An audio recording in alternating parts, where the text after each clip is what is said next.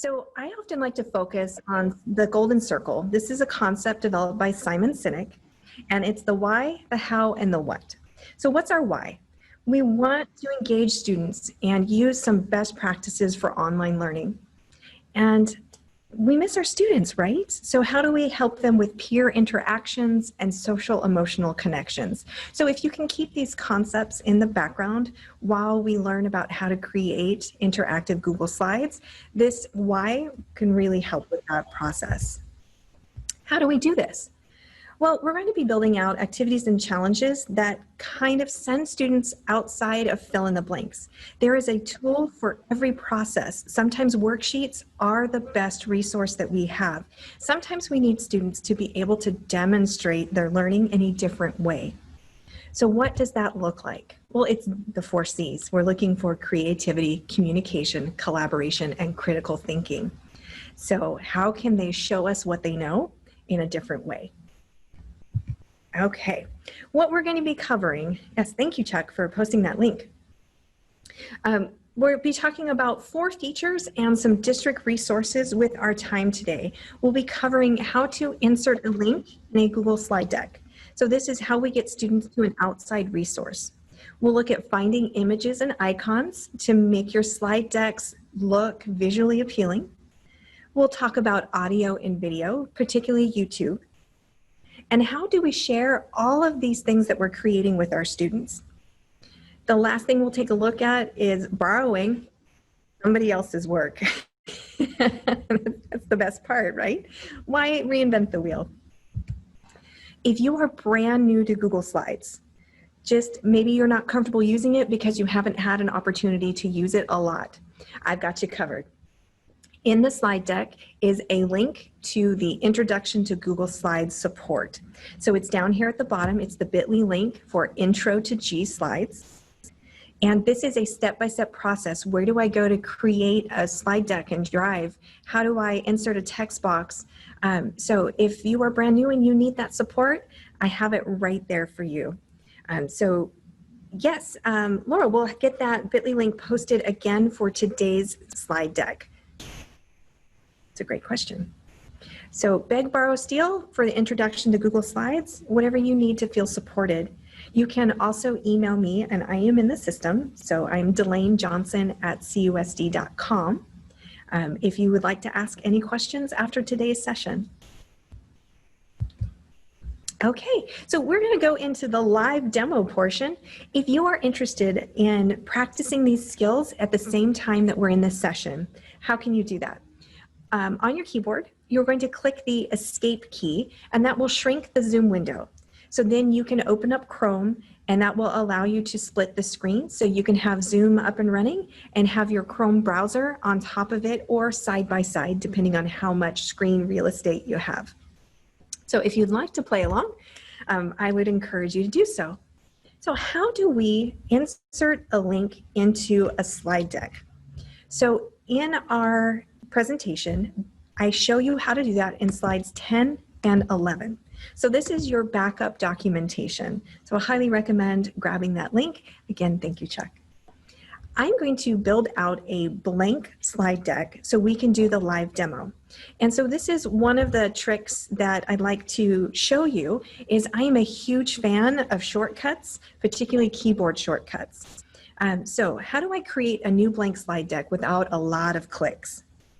You can type in slides.new right there at the URL at the top of your browser. So yes, you could absolutely go to the waffle or the apps launcher, whatever you call that. You can click on Drive, you can click on Slides, but I don't like clicking around a lot. I just want to get to what I want to get to. So there's the shortcut for you. It's slides.new. Slide singular.new or presentation.new, and it will create a blank Google slide deck for you without a lot of clicks. So that's a fun little shortcut. Okay, so I have my slide deck, and I want students to be able to go to an outside resource. So how do I get students to a website? So let me go ahead and insert a blank slide here. And if you're not sure where I did that magic button, so normally when you add a new slide, you click that plus button. Next to it is this tiny little arrow, and it shows you the 11 basic layouts that come with Google Slides. So if you haven't seen that arrow before, welcome. Lots of different layouts. So I'm going to go ahead and click on blank. Now I want to create a shape so students know to click on that shape to go to a website. How do I find shapes? Up here at the top, there is a visual menu, and it's a circle and a square to get to shape. Or you can go up to the insert menu at the very top, go down to shape, and then hover over to find the different shapes. So let's see, there is these fun little call outs. I'm gonna grab this first call out like we are in a comic book setting, and I'm gonna click, hold, and drag to build out a shape. Now, I know that I want to send kids to National Geographic. They have some really great resources, but I'm a little busy, and you know I like things to be as simple as possible, and I just don't know what the website is for National Geographic for kids. Google's got you covered on this one. So I have my shape. Do you notice that I don't have the blinking cursor? I just have my shape. I have to double click in it to get that blinking cursor so I can write on type of the shape. So I'm going to write in National Geographic. If I can spell geographic correctly, that would be great. And I'm going to click off of the shape. So I no longer have that blinking cursor. Click once on the shape so it's got that blue outline. And in order to add a link, I can go up to Insert and find Link. I can find that little link icon in the visual menu, and that's somewhat near the font if you're looking for that little link icon. Or keyboard shortcut time, Control K. So there are 3 different ways for you to be able to connect students with an outside resource. So I'm going to go ahead and click on Link, and you see in this box it says paste a link or search. I'm going to use that search feature. So I know that I want National Geographic. And as I start typing, Google is looking for information for you. Now, I see the National Geographic website, but I know there's one that's devoted for kids. So I'm going to start typing in kids. And look, the URL is ready for me to go. I didn't have to open up a new tab. I didn't have to Google search for this website. Google did the search for me embedded in Slides. Oh, I love this feature. Okay, so then I'm going to click on Apply. Now, there's no way that students actually know this shape is clickable, right? So they have to actually select the shape to see the link to the website, and it gives them a little preview, which is really helpful, right? So if students aren't aware that that shape is clickable, you can hyperlink to a set of words. And I want to show you how to do that part. So I'm going to add a text box. And in the visual menu, this is the little T inside of the box.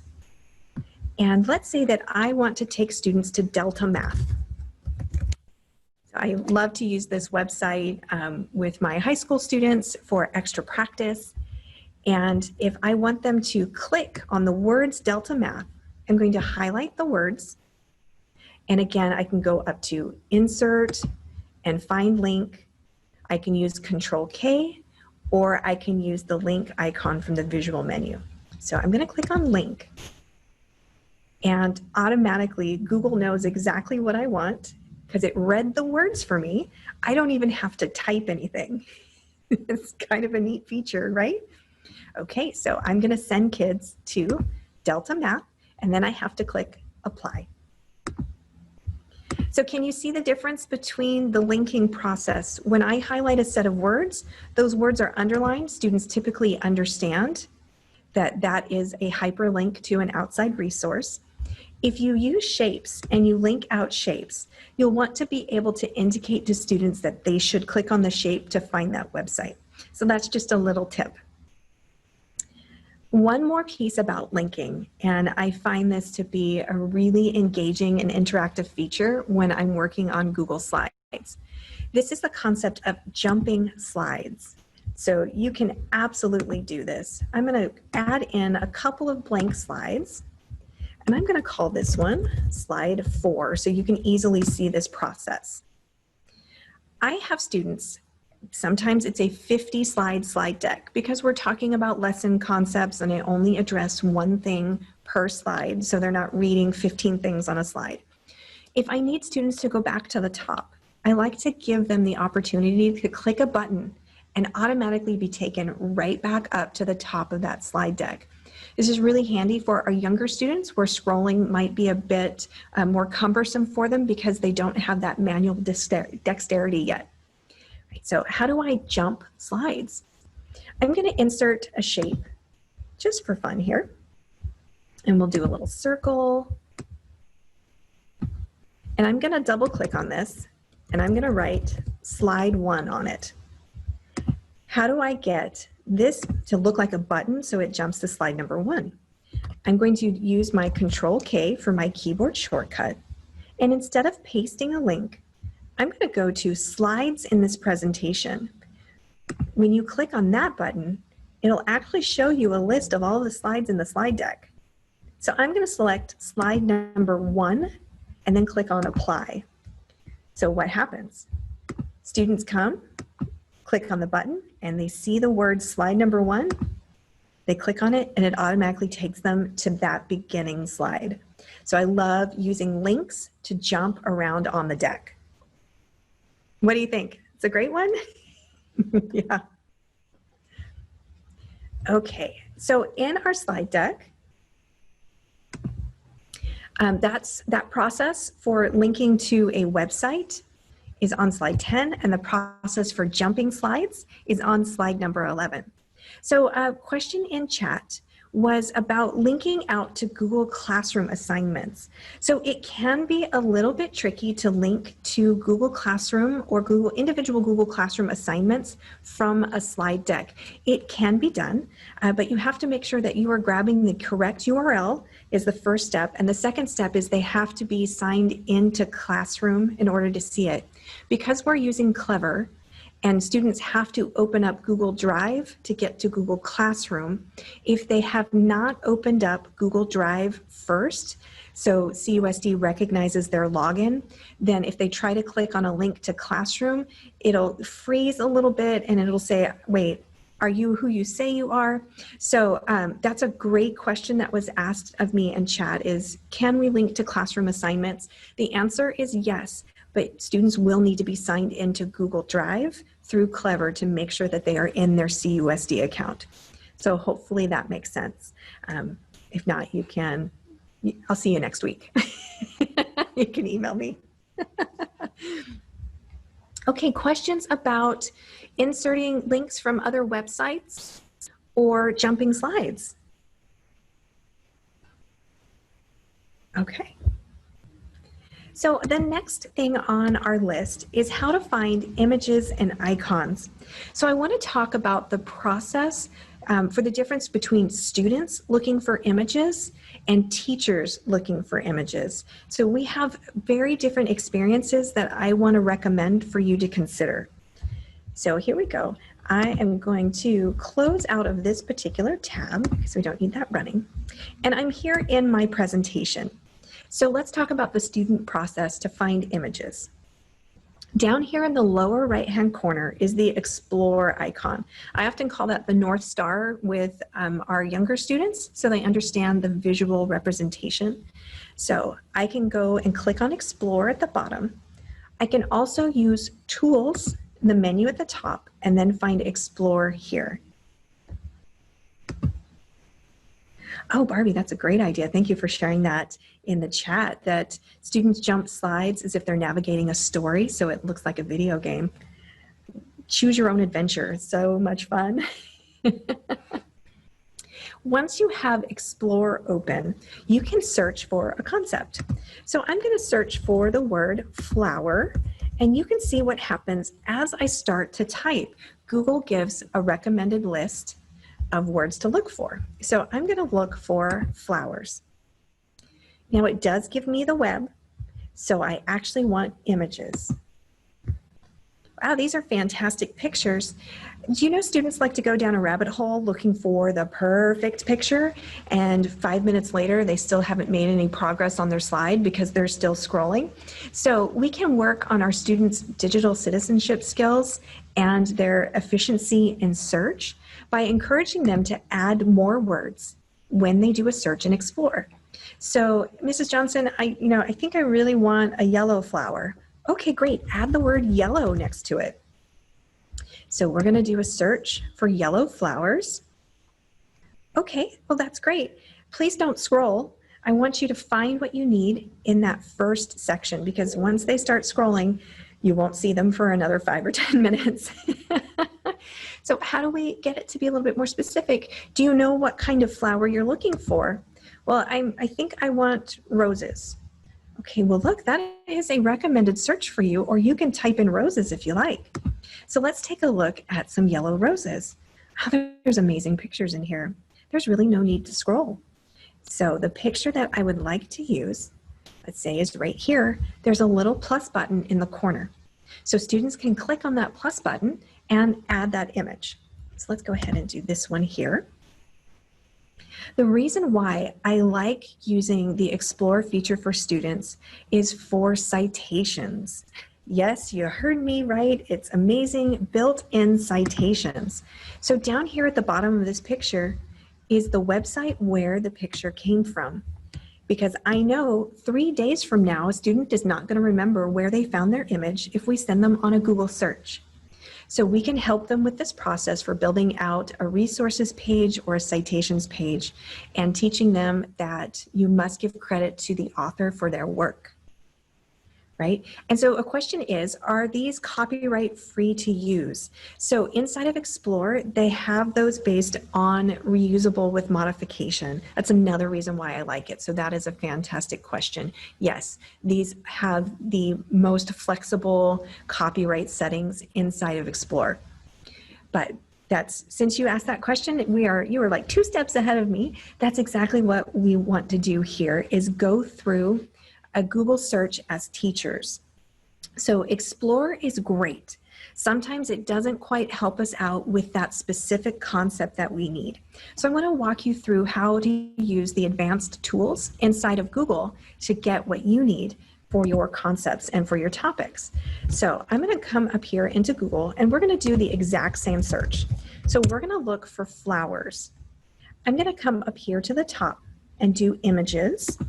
So click on images, and I see a lot of the same things that I saw in Explore. I definitely remember seeing this image. So you notice that it comes from Wikipedia, and Wikipedia has very flexible copyrights, right? So how do I limit what I need? Well, I can definitely click on the word rose, because earlier I had looked for roses, or I can click on the word I'm looking for, pink flowers.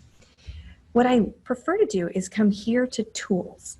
And so that's just below the search bar in your Google search, your image search here. And the first thing I'm after is color. Well, this time, let's go ahead and look for some orange flowers.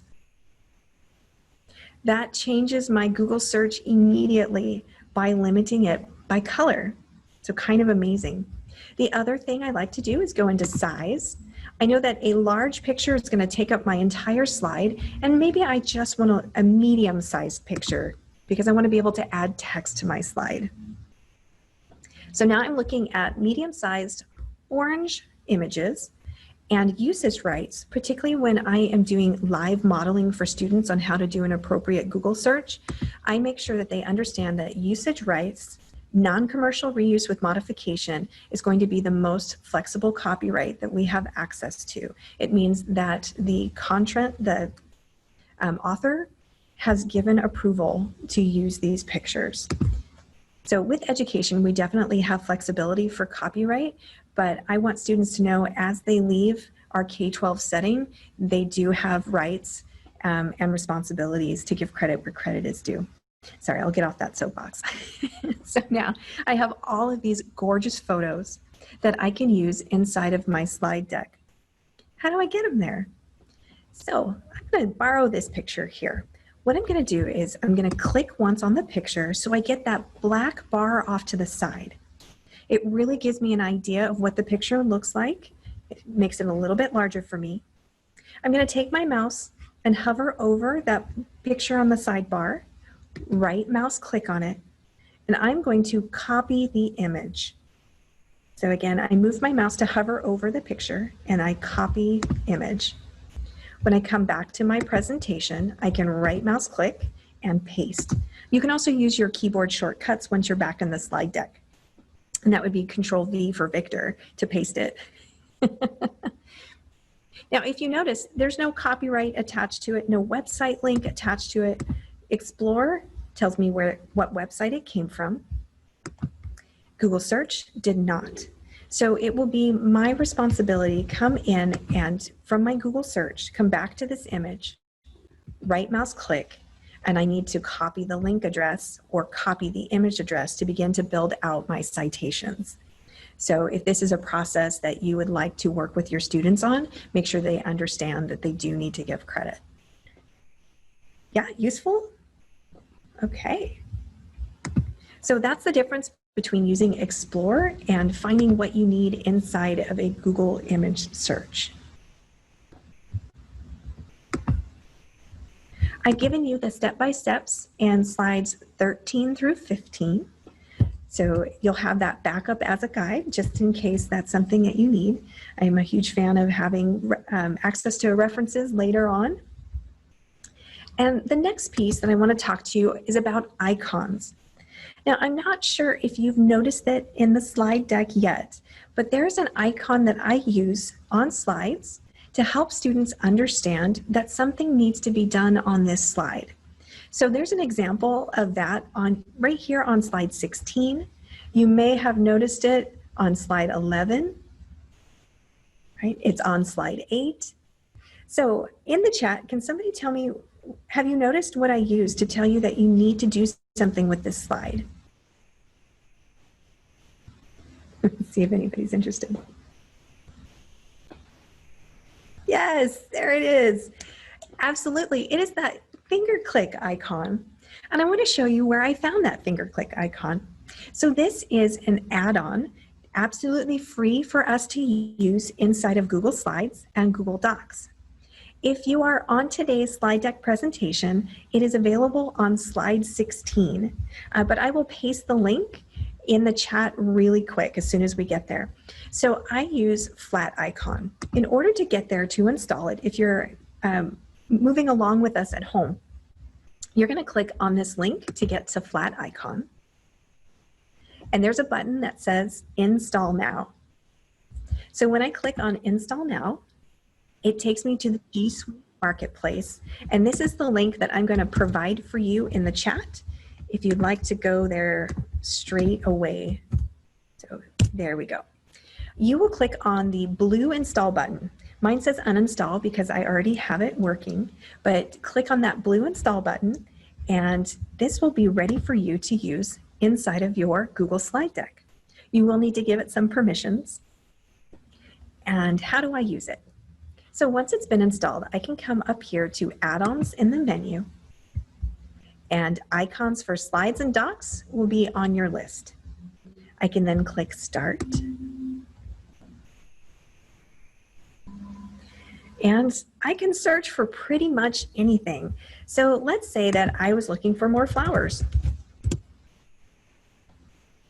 There is an entire repository of fun icons that I can use for visual engagement or as indicators. I often will use these to let students know that they need to annotate. I'll find a pencil or a keyboard to let them know that they need to write. I will give them a speaker if I know that there is something they need to listen to or something that they need to watch. So having a consistent set of icons so your students know what's expected of them for that particular slide has been so helpful for me. I'm not giving a lot of redirection and the same set of instructions because of that consistent icon process. So that's how I use these. And so I'm going to go ahead and grab an image. Anything that is black and white is can be color changed. So it's actually kind of neat. So let me show you. I have this yellow flower here. I am not able to adjust the color. I can only adjust the size. But if I come back into a black and white image, it will let me change the color to pretty much anything that you can pick. If you don't like the colors that you see, there's the pinwheel. When you click on the pinwheel, you can find every color in the rainbow here. Right, so let's say that I wanted something kind of in between blue and green. There we go. 128 is going to be a rather large image for me when I use them as indicators.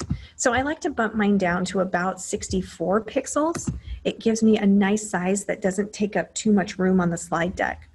And then I click on Insert. So it takes about 3 seconds. And here is this fantastic little image that I can then use to help students understand what's needed of them on the slide. So icons for Google Slides for the win. How are we doing so far? Okay, feel free to ask questions and chat as we move forward. Now let's talk about audio and video. These are really important for engagement for our students. So I want to give you a really quick heads up. YouTube is not an open resource for students. It is carefully curated by staff, by our fellow colleagues, and by our IT department. So if you are wanting to use a YouTube video inside one of your Google slide decks, you will need to email the URL to Chris Edmondson or Sherry Johnston. Give them, please, between 24 and 48 hours to whitelist that link. I know that they have been lightning fast for me in the past, and I can get a response in less than 5 minutes to have that YouTube video released for students. But I also know that we're in a lot of meetings and it's a busy time of school. So if you could try to give them a little bit of warning and not something that I need in the next hour, I'm sure they would appreciate that. So let's talk about the link that you need to send to Sherry and Chris. It must be a youtube.com link. There are URL shorteners that exist inside of YouTube, and they need the full URL in order to release that video for your students. I'll walk you through the process to find that full URL in our live demo, but I wanted to give you a heads up. So if you plan on using YouTube, you'll need to give them the youtube.com link, and you'll have to email it to either Chris or Sherry. Your friendly local tech coaches can help you out with that process as well. We are very happy to help you with that. You can send as many links as you like in one email. They don't need one email at a time. So for the week, if you plan on using 10 YouTube videos, you can send them all 10 links at once. So TeacherTube. TeacherTube can't be embedded in a Google slide deck. So that's why we're talking about YouTube in this session. You can absolutely use TeacherTube. You'll have to use that linking process that we talked about earlier. So there are amazing videos on resources like Vimeo, right? Vimeo won't work inside of Google Slides. TeacherTube won't work inside of Google Slides. Google has it locked down to just Drive and just YouTube. So use that hyperlink process by adding a shape or a text box and highlighting the words and giving students that long link. And so they'll have to leave your slide deck in order to see resources that aren't on YouTube. So yes, I know there are high quality videos that exist. Unfortunately, we'll have to have students open up another tab to watch those videos. So yes, that is a great question. Thank you for asking about outside resources other than YouTube. I want to walk you through how to insert a YouTube video inside of your Google slide deck, as well as finding the link that you'll need to email to Sherry and Chris. Sound good? Okay.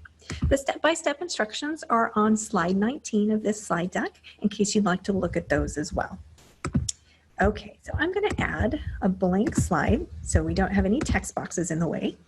And I want to, we're studying earthquakes, and I want to find a video on earthquakes. Do I need to go to YouTube first? Nope. So I'm going to go up to Insert and then select Video. If you notice, there are 3 ways to get a video inside of Google Slide Deck. You can search YouTube. If you already know the YouTube URL, you can click by URL. If you try to paste a Vimeo link or a TeacherTube link here, it won't accept it. It has to be a YouTube URL. Or you can find videos inside of Google Drive. So those are the only 3 ways to get embedded videos into a slide deck. So earlier, I wanted to look for information on earthquakes for students. So I'm going to do a search. And some of these might be a little too intense for our students. What I like to do is add 2 words for kids. This helps my YouTube search get more related and easier to understand videos that will be shorter as well for the most part. Because I know students don't want to sit through a 56-minute YouTube video. So earthquakes for kids, right? These are much more useful videos for me to decide to choose than if I don't add that extra term for kids. So I'm going to click on this Dr. Binock's show YouTube video and then add select. So we have a question really quick. If I have pre-recorded lessons, let's say that I used Loom to do a screencast, as long as it's saved in Google Drive and you change the sharing settings to anyone with a link can view, you can absolutely use your Google Drive videos embedded into your Google Slide Deck. So I highly recommend, if you do have pre-recorded lessons, get them into Drive, make the sharing settings anyone with the view can link, anyone with the link can view. Strike that, reverse, then you can embed your Google Drive videos. So yes, I love that process as well. Great question. So I've inserted this YouTube video into my slide deck.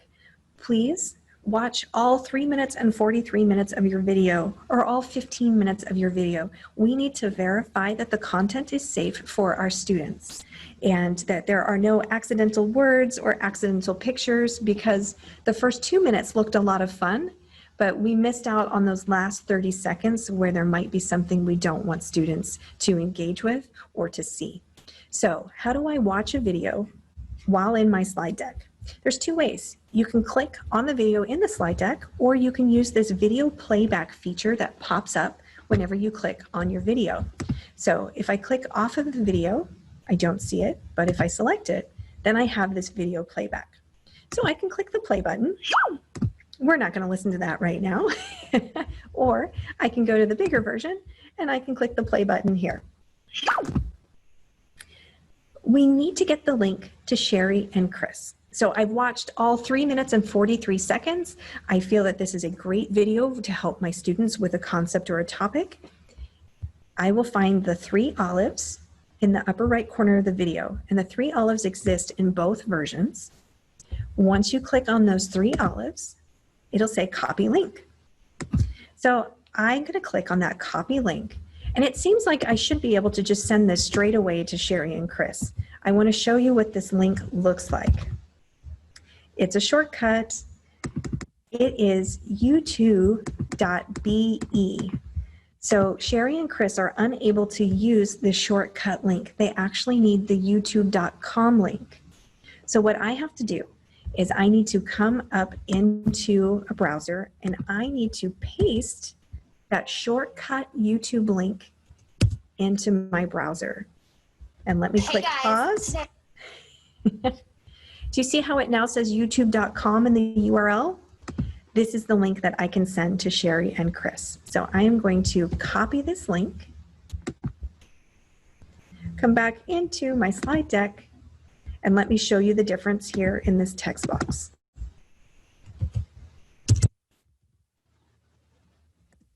So we have u2.be versus youtube.com. And so they definitely need the youtube.com for you to be able to have students see that. So the whitelisting process. We have teachers all across the district whitelisting videos. We don't have a current list of what has already been whitelisted. So just send the links over to Sherry and or Chris, and they don't mind. If it has been requested by 15 teachers, they'll just let you know that it's been done. And so I wish I could tell you that I knew exactly what's been opened, but with so many teachers going through this process, I don't have access to a list like that. But they don't mind if you send them the link. I would rather send them the link and know that it's available than hope that another teacher from my grade level or from my subject has done that already. You could ask your colleagues if they happen to send in the link, so work as your PLC, and that would be helpful as well. So yes, teachers have been doing this for a couple of years, so you probably will run across a video that has been released, but there's no way for us to know just by looking at the screen. To allow teachers to whitelist with IP address tagging, that will probably need to be asked of the IT. I haven't been given instructions on how to do that particular process. So you can put in a support ticket by going to audit.cusd.com, or you can email our team and reach out to them. So that would be a really cool feature if we could. Yeah. And another question, how do we get a video to include closed captioning for our hearing impaired students? That is a fantastic question. So over here on the side, we have video playback, and I believe I saw that feature. Let's see here. Nope, that is just copy link. That might be an exclusively in YouTube feature. I know that I was just playing with this yesterday. So let me come up into this link, and that closed captioning exists inside of YouTube. So students, if they need to go directly to YouTube, it is not a problem for them. If it's been whitelisted, they can absolutely see it. And so thank you for asking about your students' needs. So look for that CC. As far as the embedded version in the slide deck, I don't unfortunately see that button. Autoplay, mute audio, changing the time, size and rotation position, and drop shadow. So it looks like closed captioning only exists inside of YouTube itself. You could put in the link for students to get to YouTube by adding that shape icon, or you can drop in the full link the way I did using copy paste in a text box.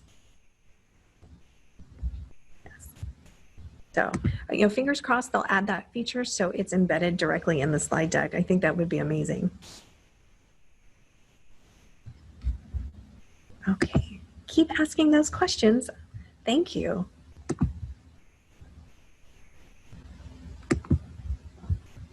Okay, yep. Do let me know if you have any questions about using Drive or YouTube. Using the webcam. So we have access inside of Google Slides to turn on that forward-facing camera. It's the same camera that we use for Zoom. You cannot use both Zoom and the forward-facing camera in Google Slides at the same time, and I'll show you what that looks like. So if I were to try to use the webcam, I'll go up to Insert, and I'll do Image and Camera. It's going to tell me that your camera is already in use. So you can have students take pictures of their work. Absolutely. Show them how to use shapes as an arrow to point out a concept or work that they have done in their picture. So this is my awful picture of my daughter's math homework, right? I needed better lighting, clearly. But I would ask her to maybe use a circle and talk about why she plotted this graph the way she did, or talk to me about the formula for slope intercept. Right? What is it that we want to focus on to have students write about? So they can definitely use the webcam. The one thing I'm going to ask you for now, if you consider using the webcam, is not asking students to include their face. Until you know what their parent permissions are for having their pictures, I highly recommend just have students take pictures of inanimate objects. Well, I mean, pets are fine too, but the book that they're reading, that's called a book snap. Right, so they take a picture of a page and they show you where all the nouns are. Or they talk about plot and character development. So here is the cover of the book that I'm reading, and this is what's happening in my book. This is the denouement, right? This is the resolution. So there's lots of different ways for you to use the webcam. If the work is needed to be done by hand, they can absolutely take a picture of it and drop it into a slide deck and then write about it or talk to you about it. So that's one way to get some different use of the camera. Otter AI. I fell in love with Otter this summer because I can record my voice and provide a transcription of what I'm saying. So this is just for you as a staff member or as a teacher. It is a free account. I don't pay for subscription for Otter. You get something like 300 minutes for free a month. And so I'm not encouraging you to pay for anything, but I wanted to show you how I plan on using Otter with my students for this upcoming year. I signed up using my Clovis account. I just signed in with Google, and I was able to record my voice just as I'm talking to you now. And Otter made a transcript of the math problem that I read. So let me show you what that looks like. I borrowed the link. There's a little share icon in Otter, and this is the link that I've provided to you so you can see the transcription. It does the follow the bouncing ball, and the transcription was very accurate. I only had to make very minor modifications. For example, I wanted to change the word equals to the equal symbol. So I went in and edited the transcript. And so very few things I needed to change. The word times, I did 7.5x. And so I wanted to make sure that it was the right representation. Money, it added an extra space because I said $2.50. And so it wrote $2.50. So I wanted to make sure that that was an appropriate representation. But when I click play, there was an awkward pause. I wasn't sure what was going to start recording. Tracking their savings at the same time. So you can see that it moves as I speak. So this is why I love Otter for our students that, as one of our friends mentioned before, sometimes audio is not accessible for them. So we need to give them that opportunity to be able to engage with the content. So that's why I provided the link. You can absolutely just embed the audio without the link. And so on slide 23, I walk you through the step-by-step processes to export your MP3 file from Otter, put it into Drive, and then insert it. So this is the exact same audio that you saw in slide 22, but now it is just a clickable link and I have no transcription. So it is straight audio. So depending on your students' needs, you can embed audios. They are not leaving Google Slides. Or you can insert the link from Otter and let them see the follow the bouncing ball process. I think it's great for students that need a little bit of help and they need to see what you're saying. That's why I just fell in love with Otter and I wanted to share that with you.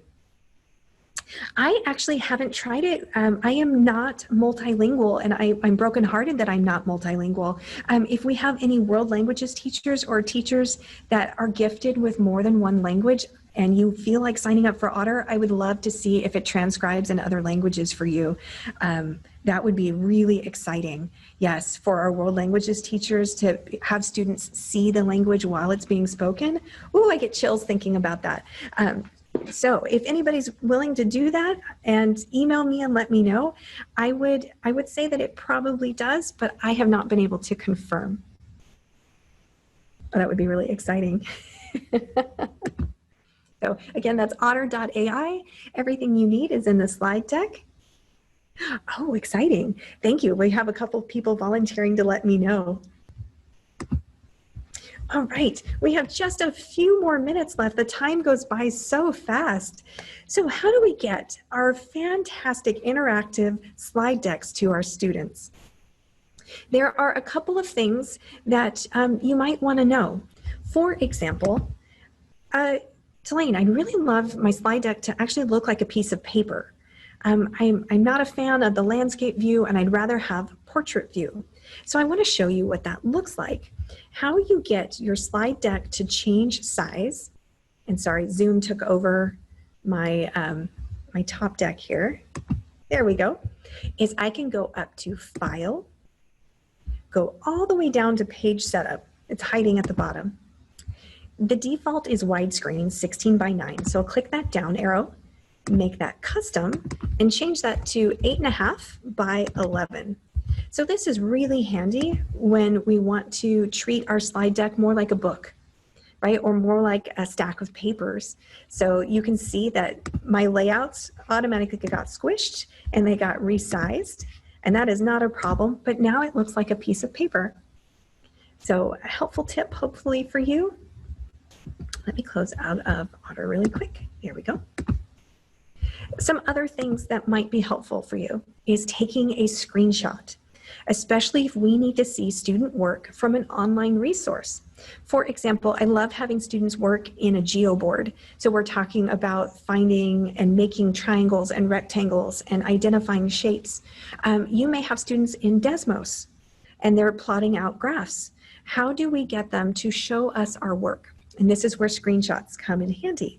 So I've given you the shortcuts for 3 keyboarded devices. If your students have access to an iPad, you'll need to find out what version of iPad they have before helping them with the screenshots. So that's why I did not include mobile devices or handheld devices in this particular slide deck, because there are just so many variety, I couldn't fit them all onto the screen. So how does this work?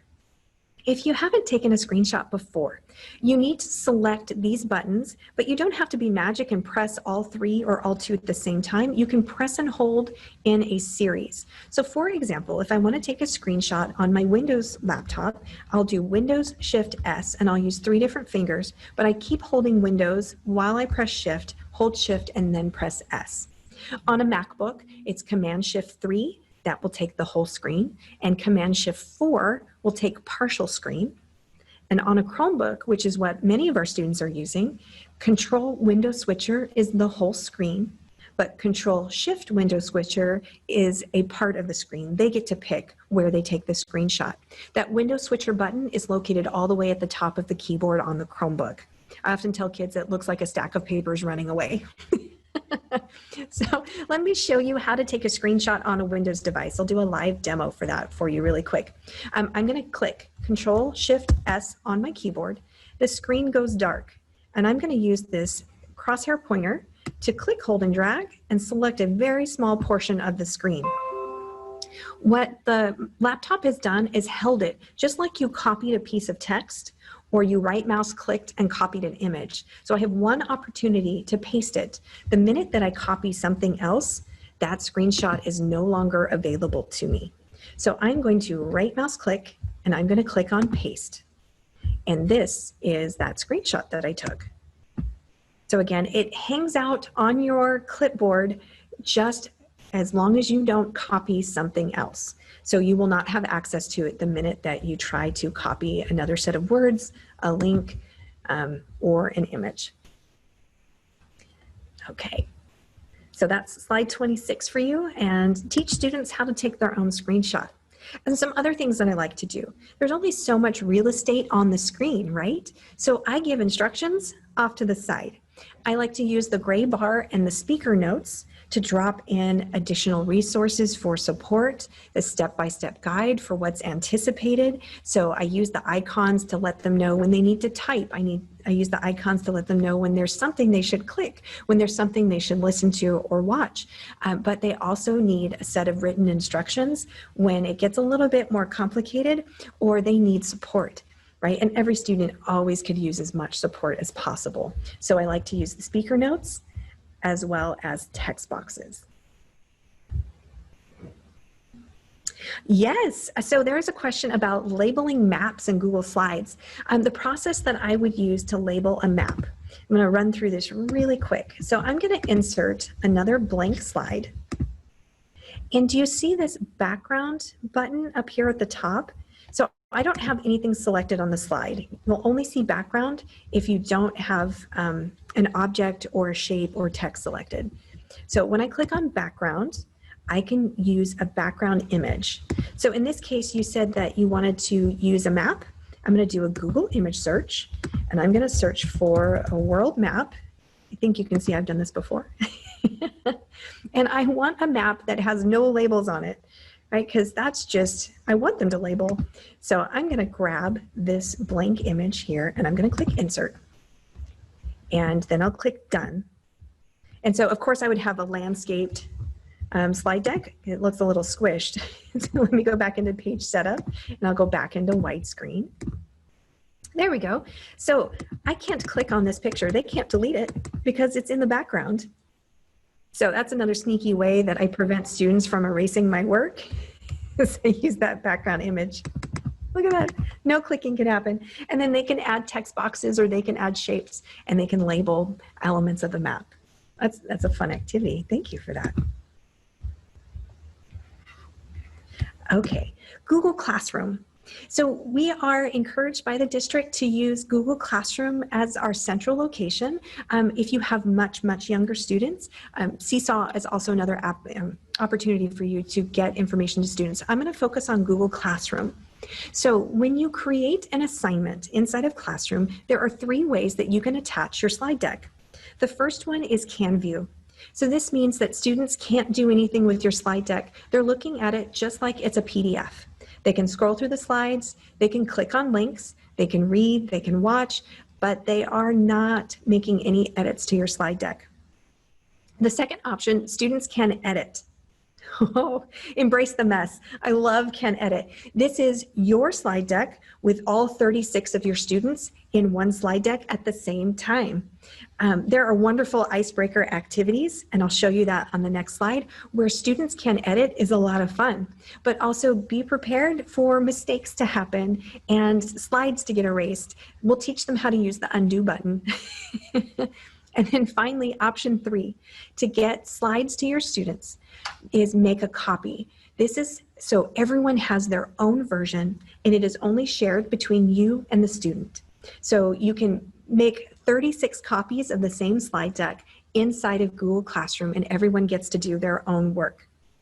So those are the 3 ways that you can distribute your slide decks to students. If you would like to see it, I have this slide deck that is open to anyone to edit, and you can embrace the mess for open for anyone to edit. So that's there for you to see. We've done that with 3 previous sessions this week, so you will see other people's information. You might see things that have been erased or things that have been changed, and that's okay. If you like this slide deck, let me know. I'll get you a clean version of it if you'd love to use it with your students. It's a great way for me to be able to get to know them because I ask them to share 3 things about themselves and include an image. Of course, that image will not be of their face. It will be of a hobby or something that they love or something that they enjoy doing. So I get a lot of pictures of dogs and cats. I get a lot of pictures of soccer balls and footballs and cheerleading pom-poms and choir and orchestra. So I really get a chance to know who they are. And their friends can see things, but we don't have to include their images. Okay. If you are brand new to Google Classroom, I wanted you to know I have a slide deck for you as well. Grab this link and it will take you the step-by-steps for setting up a classroom, sharing a class code with your students, making an assignment, and all of the goodies that you need to get started with Google Classroom. So just in case that would be helpful for you. We will also have these videos from this week posted on the CUSD Online Learning Resources website. So we'll get that bit.ly popped into the chat for you.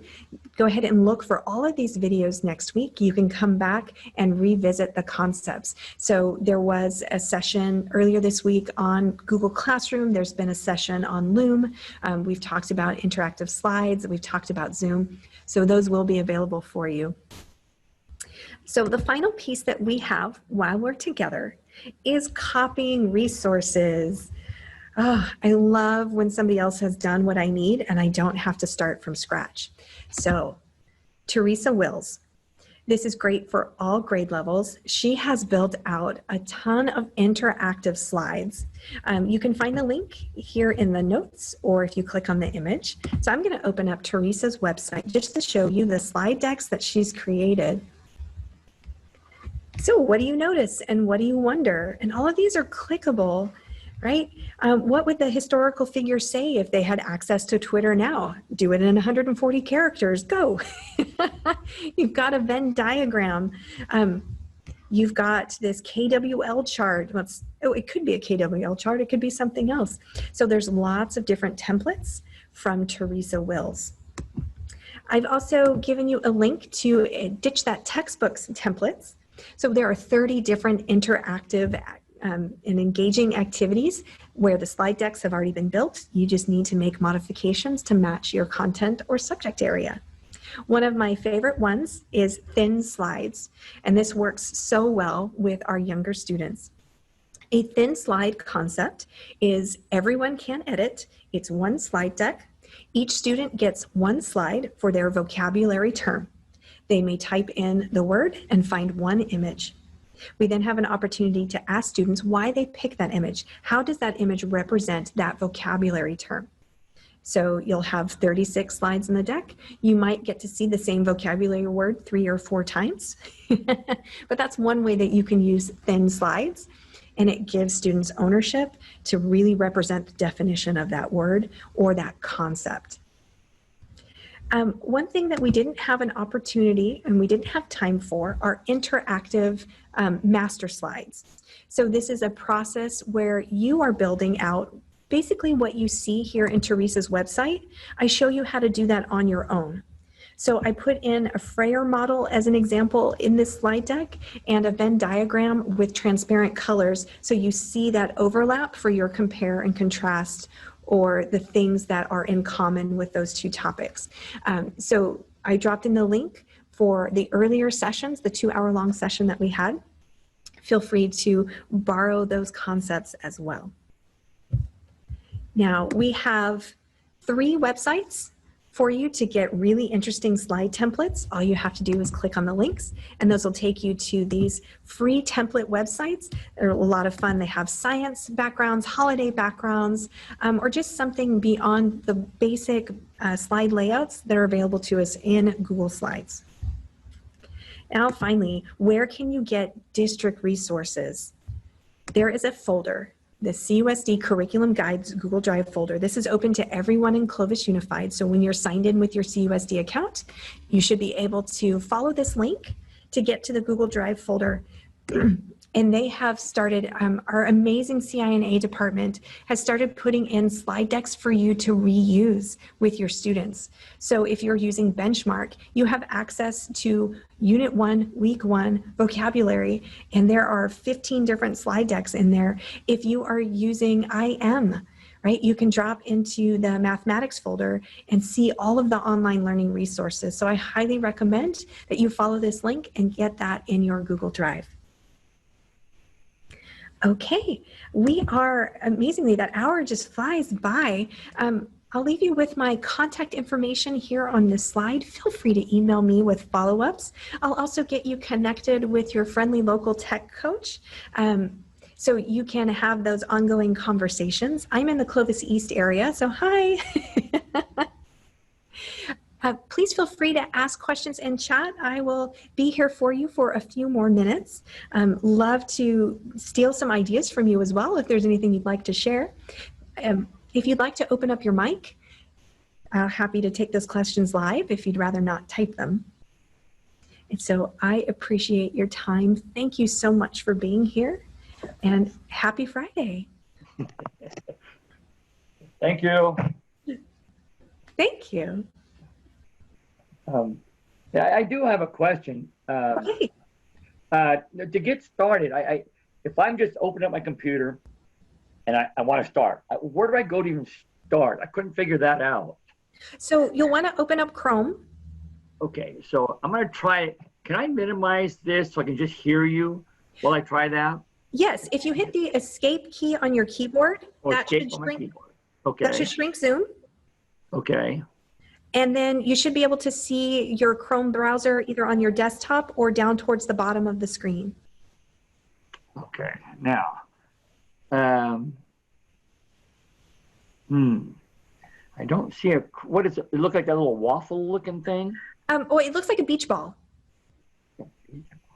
So do you already have Chrome open? Where do you go to get online? Which browser do you use? Good question.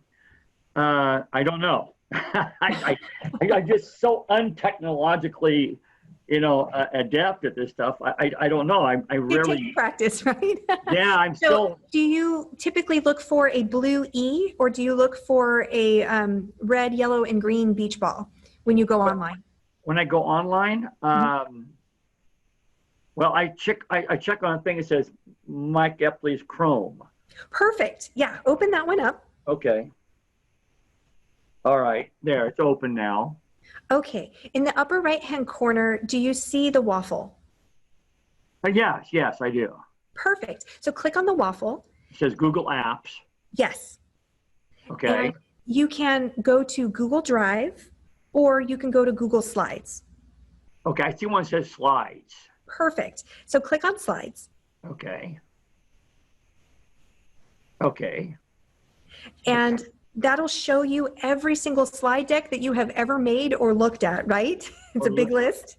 Oh, yes. And so let me go ahead and get that on the screen so other people can see what we're talking about. So I went into that Google Apps waffle and then we're going to click on Slides. Now, if you want to make a brand new one, there's a big rainbow plus button that says blank. Yes. So you can click on that plus blank to get started. Okay. And then I click on it. Okay, now I'm back to what I saw on your presentation now. Yes. Okay. And then it says work offline and don't miss a beat. Should I say, it says access. I like that. Yes, I really like that feature because often my internet connection just freezes at home. Right, and so, mine too. By working offline, you can continue to do things. And when you get back online, it'll save those changes. Got it. So click on turn on offline access. Yes. Got it. Documents are syncing. Okay. It might take a little while for those documents to finish syncing, but you'll be happier in the future with that feature. Okay. No, that's great. I have very limited access. I live up here by Yosemite and I have very limited access to. Oh my goodness. Internet. Well, your video is doing great. I do. Yeah, I'm really lucky right now. I'm so glad. Yeah, so I'm still there. Okay. All right. So that answers that. The second question, I don't want to jump in anybody else's question, but quick question. When the kids are looking at the slides, are we interacting with them at the same time, or are they doing it independent of us talking to them?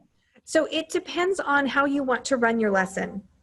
So you could absolutely have a slide deck that you have posted in Google Classroom, that's that can edit feature, where everyone's in it at the same time. And you're sharing your screen and we're all talking together. But if your process for class is going to be, I'm going to give you a quick 5-minute discussion. I need you to go to your slide deck and make those changes and then we'll come back and talk. So yeah, it just really depends on how you feel like running your class for that lesson or that unit. Because I'm seeing you right now because of Zoom, but when I'm on the slides, it won't be Zoom, will it?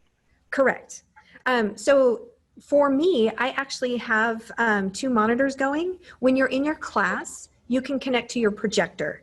So you can see that I'm not quite looking at the forward-facing camera all the time. Right, I see that. Yeah, so I'm looking at you on a different screen, or I could look at you on a projector.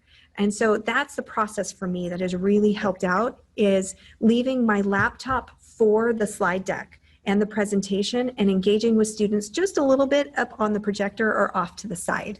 How do they see us? Is there a video of us while we're doing slides? Yes, so if they have their cameras on, so for all of the friends in this current presentation, if your camera is on, I can see you. And so it's great just to be able to get those head nods and that confirmation. Right. Some kind of reaction. Right. So it's some kind of a video screen appears when we're doing the slides. Yes, and I might be able to change my screen share so you can get an idea of what I'm looking at. So let me change this over really quick so you can get an idea. But you're in Zoom right now, right? I am in Zoom right now. And so can you see my secondary screen? No, it's just all gray. It's just, okay. So it is my secondary screen, but you don't see my windows. You're right. Right. Okay. So yes. Oh, that's right. I hide the Zoom windows from students. That's a me problem with my Oh. settings. Okay. But yes, All right. Yeah. I push everything off to the side to help me kind of manage. Now, I am making a series of videos on how to use Zoom with students, and I walk you through how to connect to a projector and move the chat off to the side, move the videos off to the side. So I'll have that step-by-step process, and it should be posted by next week.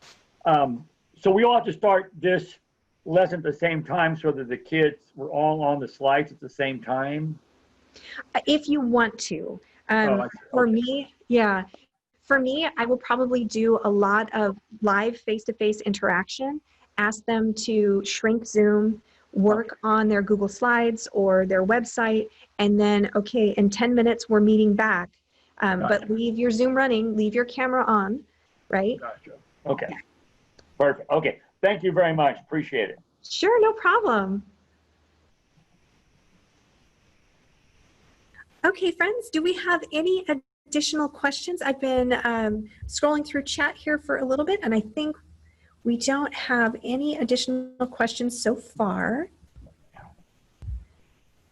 So if I'll give you about 15 more seconds if you'd like to open up the mic or type in the chat. If not, I will be closing out today's session. Elaine, I have a question. Yes. Sorry. Can you show me again or direct me to what slide when I'm going to need to, I think I attended one of your trainings yesterday or 2 days ago. Everything's starting to kind of run together and I've taken notes. I just got to rewrite. Like if we have them answer a question, but then they get it wrong and then they can go back to the previous slide. I saw you kind of show it here today and I just kind of wanted to get the steps down again because I'm trying to go back to my previous notes and I don't. So you're talking about jumping slides? Yes, I guess that would be jumping slides. I think I attended when you did the Google Forms and you kind of showed a little bit of it there too, so. Right. So it's a different process in Google Forms than it is in Google Slides. Yeah, so in Google Forms, you will have to do a process called branching. Mm-hmm. And so when you type out that question, there will be a section for you to do, based on an answer, go to a particular page. Mm-hmm. Yeah. Okay. So slides, we won't be able to do correct or incorrect answers. It'll just be, go here to get back to the first slide. Well, what I do with Google Slides is I make like a review. We call it a game. And when I first was pushing it out, they had to research the answers. And then I would make it multiple choice on the next slide, but I wanted it to be interactive where if they, you know, what type of earthquake is you were mentioning, I'm a science teacher. So, you know, the different types of, whatever it is, chemical bonds, is this a physical or is this a chemical change? And I'd like them to, you know, interact. And if they pick physical, try again. Well, then they're going to know. But if it's multiple choice, I wanted them to have that feature. And yeah, you could have them jump slides in this process. So let's say that, you know, what type of lava is this? Is this or is this, I forget what the other type, I just know that there's lava called And so you can use these icons or these shapes for 4 different answers or 3 different answers. So if they get the correct answer and they click on it'll take them to the next slide. But if they click on this icon and that is not the correct answer, maybe it'll take them back up to the video so they can watch the video again. Again, okay. Yeah. So that's how I would use the jumping process, is click here to go to this slide or click here to go to this slide. It would be most effective if they run it in presentation mode because you can kind of see whether or not they got the answer right if it's in this view mode. Yeah, no, and I would tell them first page, please, you know, it's going to be the best for you for practice, the study guide or practice test if you do it in presentation mode. Otherwise, you're like you said, they're intermediate, they're already looking ahead. Exactly. I just want to get through the slide deck, right? Yeah, so instead of actually saying slide number 1 in this case, you know, I would say that this is the answer. And when they go to click on it in presentation mode, they don't know that it actually takes them to slide number 1. Mm-hmm. Right? They just have to pick, well, do I want this answer or this answer? So I'm going to click on this one and, I struck out, right? Yeah. And then if I want to share that for practice, it's just the student can view only. Correct. Right. Okay. Good deal. Okay. Well, thanks again. These have been really great trainings and just got to keep practicing. So thank you. Thank you. Bye-bye. Bye.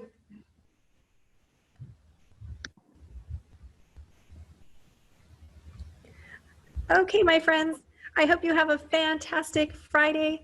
And wow, we're starting up on Monday, so we'll see you soon.